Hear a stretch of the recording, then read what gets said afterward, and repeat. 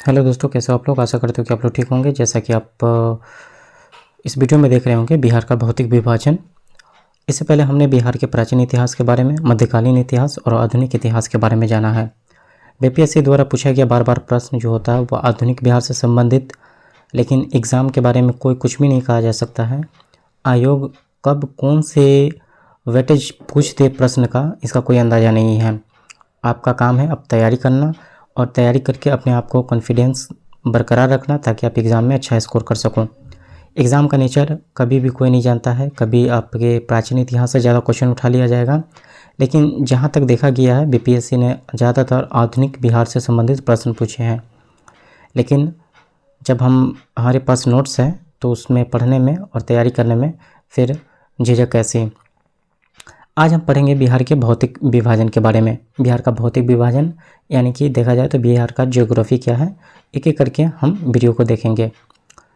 आप स्क्रीन पर देख पा रहे होंगे कि पर्वतीय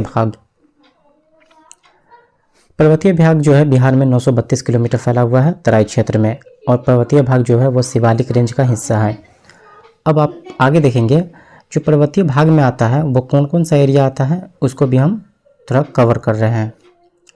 यहाँ पे आप देख पा रहे होंगे रामनगर दून, ये पर्वतीय भाग का हिस्सा है। वहीं सोमेश्वर की पहाड़ी जो उत्तर पश्चिम की तरफ फैला हुआ है, कितना 874 किलोमीटर, 874 में फैला हुआ है सोमेश्वर की पहाड़ी। वहीं दून घाटी है, ये सभी पर्वतीय भाग का हिस्सा है। और सबसे ज़्यादा इम्पोर्टेंट ये बनता है आपका कि बिहार की सबसे ऊंची चोटी कौन सी है, तो सोमेश्वर है। आपको मैं बता दूं कि जब बीपीएससी ने पहली बार बिहार में शिक्षक बनने के लिए एग्ज़ाम लिया था तो उसमें पूछा था कि बिहार की सबसे ऊंची चोटी कौन सी है, तो उस समय जो था बिहार और झारखंड के साथ में था, इसलिए उसका आंसर अलग हो गया था। लेकिन अभी जब से बिहार झारखंड अलग हुआ है तब से ये इम्पोर्टेंट बन जाता है और आयोग ये प्रश्न पूछ भी सकता है। बिहार की सबसे ऊँची चोटी कौन सी है, तो वो सोमेश्वर है। कितना है इसमें रेंज नहीं दिया गया है, लेकिन बिहार की सबसे ऊंची चोटी कौन सी होगी, सोमेश्वर की पहाड़ी हो गई। अब हम आगे देखेंगे सोमेश्वर की पहाड़ी जो त्रिवेणी नहर है वहाँ तक टच करती है। त्रिवेणी नहर गंडक की सहायक नदी मतलब नहर है। गंडक जो नदी है उसकी सहायक कौन सी होगी, त्रिवेणी नगर।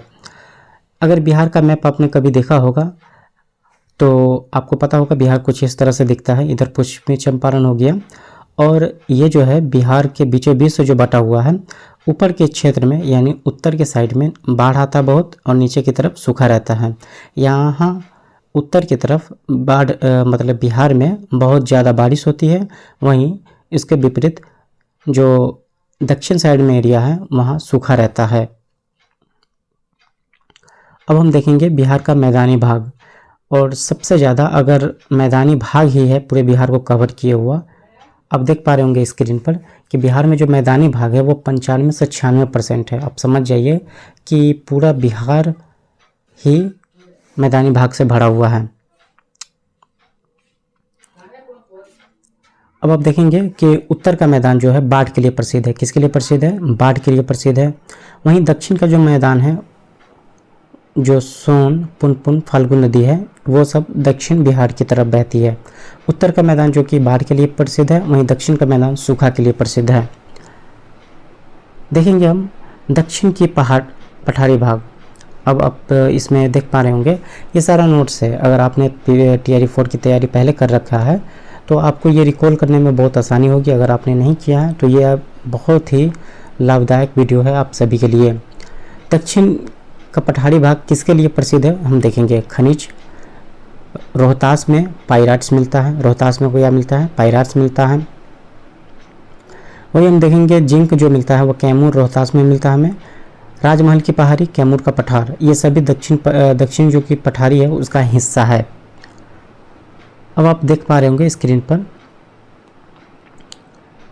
यहाँ पे आप देखेंगे कि आर्कियन युग या धारवाड़ चट्टानें, आर्कियन युग के बारे में बताया जा रहा है, जो कि गया, मुंगेर, शेखपुरा, राजगीर, खड़गपुर, ये सभी क्षेत्रों में आर्कियन युग यानी धारवाड़ चट्टानें पाई जाती है। बिहार की सबसे प्राचीन पहाड़ी आर्कियन युग या धारवाड़ चट्टान है। अगर प्रश्न इस तरह से पूछ दे कि बिहार की सबसे प्राचीन पहाड़ी कौन सी है, तो आर्कियन युग। वहीं पूछ दे बिहार की सबसे ऊंची चोटी कौन सी है, तो वो सोमेश्वर की पहाड़ी। दूसरा देखते हैं यहाँ पे विंध्य चट्टान, ये धारवाड़ चट्टान है, और विंध्य चट्टान जो कि कहाँ पाया जाता है, कैमूर और रोहतास में। और यह किसके लिए प्रसिद्ध है, चूना पत्थर और खनिज के लिए, चूना पत्थर खनिज के लिए प्रसिद्ध है। वही हम आगे देखेंगे।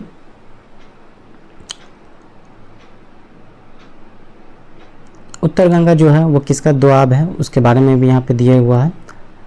गंडक का दोआब है, वहीं गंडक किसका दोआब है, तो कोसी का दोआब है। कोसी किसका, तो महानंदा का दोआब है।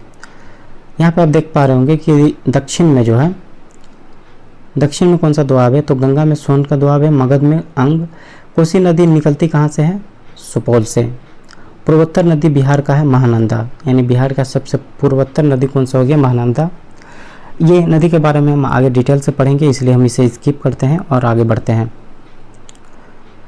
टर्सरी युग, ये सुमसवर की पहाड़ी क्षेत्र आता है टर्सरी युग में।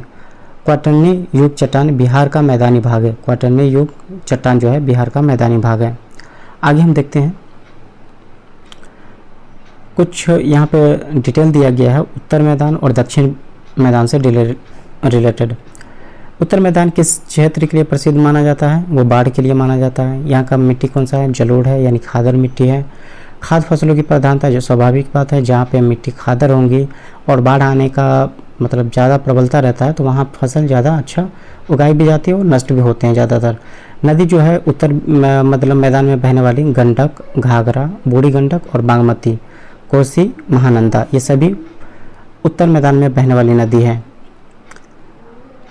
अब आप देखेंगे यहाँ पे चौर जिसको हम बोलते हैं, ज़्यादातर अगर आप गांव से हैं तो इस चीज़ को रिलेट कर सकते हैं कि चौर की तरफ, यानी कि खेत में छिछला पानी, खेत में जो छिछला पानी रहता है उसे चौर बोला जाता है।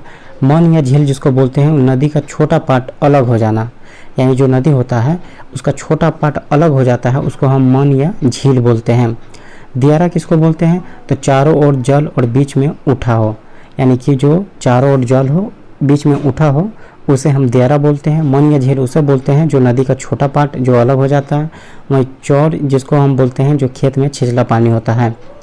कुल क्षेत्र का 62% उत्तरी मैदान में हिस्सा है। ज़्यादा बारिश किशनगंज में, उत्तर बिहार में सबसे ज़्यादा बारिश कहाँ होती है, वो तो किशनगंज में होती है। अब हम देखेंगे दक्षिण मैदान के बारे में। दक्षिण मैदान से बनने वाले कुछ महत्वपूर्ण प्रश्न। दक्षिण मैदान किस लिए मानी जाती है, तो वो सूखा के कारण। बांगड़ मिट्टी होती है, पुरानी मिट्टी को बांगड़ मिट्टी कहते हैं। वहीं खादर यानी नई मिट्टी को खादर मिट्टी कहते हैं। खदान के साथ मोटे अनाज यानी दलहन, दाल, ये सब ज़्यादातर यहाँ पे उगाया जाता है। नदी की बात करें दक्षिण मैदान में बहने वाली नदी, तो कर्मनासा हो गया, सोन हो गया, पुनपुन हो गया, फल्गु हो गया, ये सभी दक्षिण बिहार की नदियाँ हैं। टाल क्षेत्र, टाल जिसको झील भी कहा जाता है।